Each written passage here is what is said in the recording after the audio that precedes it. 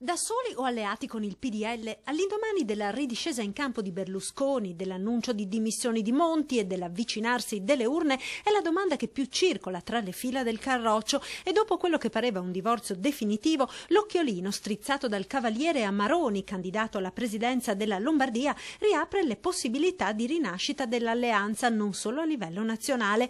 Possibilista il sindaco di Treviso, ex segretario nazionale della Liga Veneta, Giampaolo Gobbo. Vedo una grande apertura da parte di Berlusconi verso il nostro segretario federale Maroni come candidato presidente della Regione Lombardia e quindi da questo poi vedremo cosa succede, e queste sono comunque competenze del segretario federale. Da valutare che ripercussioni avrà a Treviso quanto accadrà a Roma e Milano. Ho visto più volte Alfano esprimere discorsi non di PDL, ma parlare di varie liste civiche, per cui saranno loro che dovranno spiegarci cosa vogliono fare.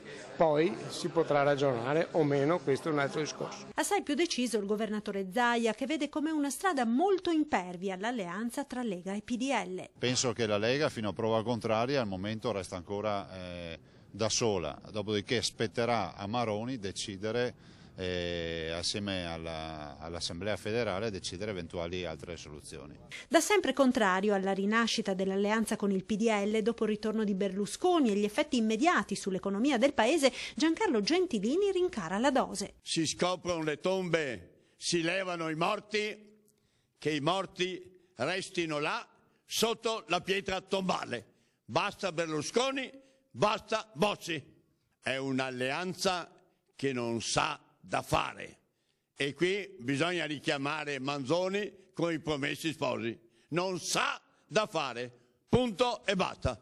E così il candidato sindaco della Lega, manca ancora l'ok del direttivo provinciale, si scaglia anche contro il Carroccio del cerchio magico e degli scandali che, a dispetto dello sbandierato rinnovamento, secondo lo sceriffo non è affatto morto. Se la nomina del candidato sindaco della città di Treviso leghista dipende dai vertici, allora è la Lega di Bossi che si è incarnata negli attuali rappresentanti. Io non c'entro in queste diatribe politiche, me ne frego dei capi, a me interessa soltanto la città di Treviso e i cittadini trevigiani, sia chiaro.